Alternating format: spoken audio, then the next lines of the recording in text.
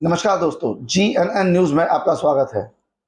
दोस्तों, कल GNN news की टीम ने द्वारका श्री रामलीला सोसाइटी सेक्टर 10 का प्रसारण किया और आपको बता दें कि यहाँ पर लाइव प्रसारण करते समय एक नाम सामने आता है, राकेश स्वामी, जो कि व्यक्तित्व ऐसा है उनका कि समाज और सोसाइटी के लिए बहुत कुछ करते हैं और द्वारका सोसाइटी के लिए भी उन्होंने बहुत किया है और अपने आरडब्ल्यू के लिए भी बहुत कुछ करते हैं। साथ ही आपको बता दें कि उनका पूरा परिवार वहाँ मिला, उनके 2 बच्चे, मिसेज और वो वहाँ पर वो रामलीला का एंजॉय भी कर रहे थे। साथ ही समाज के लिए बहुत सारी प्रेरणा स्रोत बात भी उन्होंने बताई। आपको बताते हैं उन्होंने क्या कहा। देखिए, ये जो द्वारका की सेक्टर 10 और रामलीला ग्राउंड की जो रामलीला है, इसका एक बहुत खास महत्व है। हर साल इस रामलीला में आप एक एक किरदार को अगर आप देखेंगे, ये सारे किरदार, वो अगर राम का किरदार है, हनुमान जी का है, सीता माता का है, जैसे आप देखेंगे वो उसके अंदर पूरी तरीके से ढल जाते हैं और आपको सच में महसूस होगा वो ओज, वो तेजस्वीनेस, वो प्रतिभा और वो आस्था। और उस आस्था और इन सब को मिला के अगर उससे कोई शिक्षा हमें लेनी है तो ऐसे हमें जगह पे जाना चाहिए जहाँ पे एक तो फूहड़ तरह की रामलीला आजकल दिखाई जाती है हर जगह। वहाँ पे बीच में हिंदी, अंग्रेजी, आपको मलयाली और तरह तरह के गाने दिखाए जाते हैं, विभिन्न प्रकार की भाषाएं उसमें इस्तेमाल की जाती हैं। लेकिन ये मंच अगर आप देखेंगे तो इस मंच की विशिष्टता ये है, एक पवित्र मंच है। ये भगवान श्री राम और श्री कृष्ण, शिव शंकर भगवान, जितने भी हमारे देवी देवता हैं, और सबसे पहले गणेश जी की आराधना के साथ हमने स्टार्ट किया है और उसके साथ इस पवित्र जो है रामलीला का मंचन हो रहा है। इसमें हर समाज के लोग यहाँ पे आएंगे, भाग लेंगे, देखेंगे और इसको आगे बढ़ाएंगे। इस रामलीला के अलावा मैं आपको एक और बात बताना चाहता हूँ। आज एक्चुअली मेरा नाम राकेश स्वामी है। मैं ऑल द्वारका रेसिडेंट फेडरेशन का, आप बैठ जाइए बहन जी, ऑल द्वारका रेसिडेंट फेडरेशन का मैं वाइस प्रेसिडेंट भी हूँ। और ये ऑल द्वारका रेसिडेंट फेडरेशन और हमारे उसके प्रेसिडेंट श्री अजीत स्वामी जी हैं और हमारी पूरी ऑल द्वारका रेसिडेंट फेडरेशन की कार्यकारिणी, उसकी एग्जीक्यूटिव कमेटी आज यहाँ पे थी। और हम जो है ये एग्जीक्यूटिव कमेटी जो है, इसने जो द्वारका के अलग अलग क्षेत्र में जिन लोगों ने अपना योगदान दिया है उनको द्वारका रत्न के नाम से प्रोग्राम हमने यहाँ पे आज संचालित किया, जिसमें तकरीबन 250 द्वारका के जो नागरिक हैं जो अलग अलग क्षेत्रों में उन्होंने विशिष्ट कार्य किया है।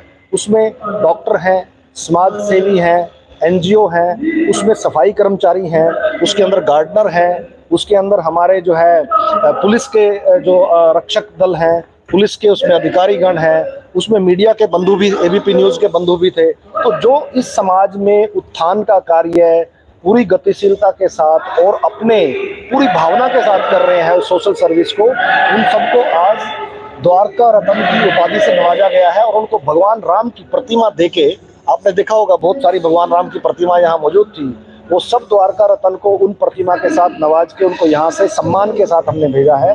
तो ये आज द्वारका में रामलीला का मंचन तो शुरू हुआ ही है, उसके अलावा भी द्वारका में एक नई पहल ऑल द्वारका रेसिडेंट फेडरेशन के द्वारा की गई है, जिसके द्वारा हमने अच्छे काम करने सभी समाज सेवी लोगों को हमने द्वारका रत्न की उपाधि से नवाजा है। कितना जरूरी है कल्चरल चीजों को उसी सादगी के साथ करना, जैसे वो चलती आ रही है बच्चों के लिए, आगे की जनरेशन। ये बहुत अच्छा सवाल पूछा आपने।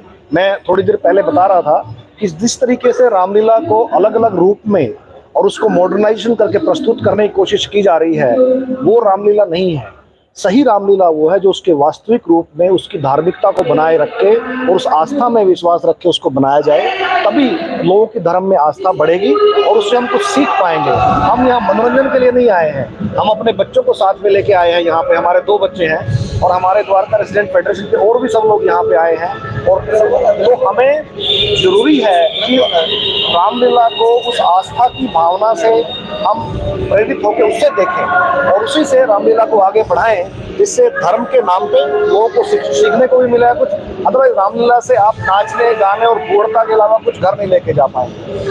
ये जो पहल थी आपको लोगों को सम्मानित करने की, जो लोग सफाई और सुरक्षा के लिए काम करते हैं, इसे आप किस तरीके से देखते हैं आगे आने वाले टाइम में लोगों की जागरूकता के लिए? देखिए, ऑल द्वारका रेसिडेंट फेडरेशन का जो ये इनिशिएटिव था, उस इनिशिएटिव में हम दो काम करना चाहते थे। एक तो हम जिन लोगों ने पिछले कोविड के दौरान और कोविड के बाद भी समाज में उत्थान का काम किया, लोगों की मदद की, यहाँ पे ऐसे ऐसे समाज सेवी थे जिन्होंने ऑक्सीजन कंसंट्रेटर डोनेट किए, जिन्होंने डेड बॉडीज को भी दाह संस्कार करने में मदद की, जिन्होंने कोविड में जो हमने आइसोलेशन सेंटर बनाए थे उनमें काम किया। तो एक तो उनके जो कर्म है, उनके जो उनके काम है, उसके लिए उनको नवाजा जाए, सम्मानित किया जाए।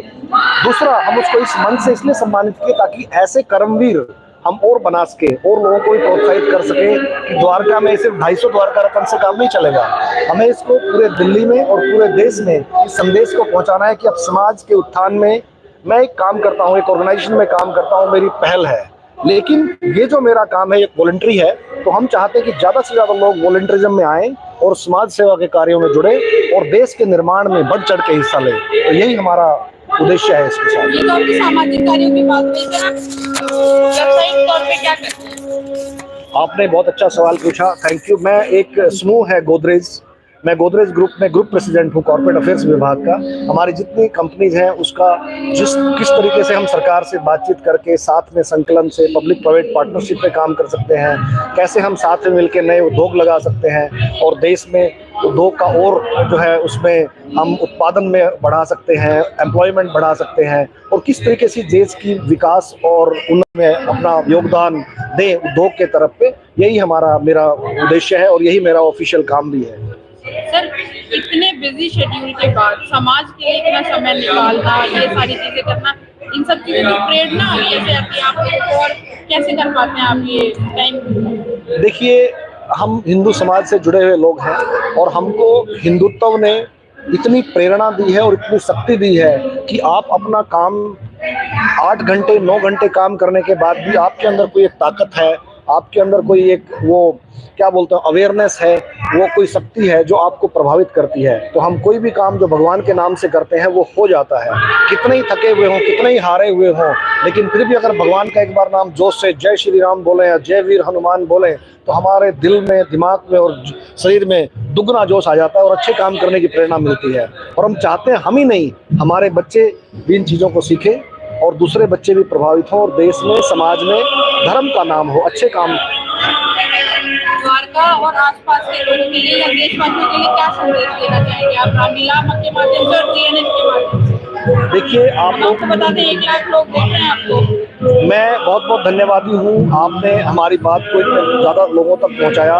मैं द्वारका के ADRF की तरफ से और आपके जो JN के माध्यम से मैं ये कहना चाहूँगा कि हम रामलीला से सिर्फ रामलीला ना देखें, रामलीला के माध्यम से हम रामलीला के सार को समझें, भावार्थ को समझें, उस पितृत्व को समझें और उस भाईचारे को भी समझें जो राम और भरत के बीच में था, जो राम और उसके पिताजी दशरथ के जो आज्ञाकारी होने का था और जो अधर्म पे धर्म का जो है जो भी दुराचार हुआ, दुष्प्रचार हुआ और जिस तरीके से धर्म की विजय हुई, हम सबको सद्गुणों पे, अच्छे कामों पे और इन सब से प्रेरणा लेके पूरे समाज में अच्छे समाज का निर्माण करना है और देश को तरक्की के रास्ते पे ले जाना और अच्छी चीज़ें सीखनी है रामायण से, अच्छी चीज़ें सीखनी है रामलीला से और हमारे सभी धार्मिकता से भरे ओतप्रोत माहौल से। दोस्तों, आपको बता दें कि राकेश स्वामी बहुत ही सक्सेसफुल इंसान हैं और ये बहुत सारी बिजनेस के लिए टिप्स भी आपको देंगे जब GNN इनके साथ मिलकर कार्यक्रम करेगा और इससे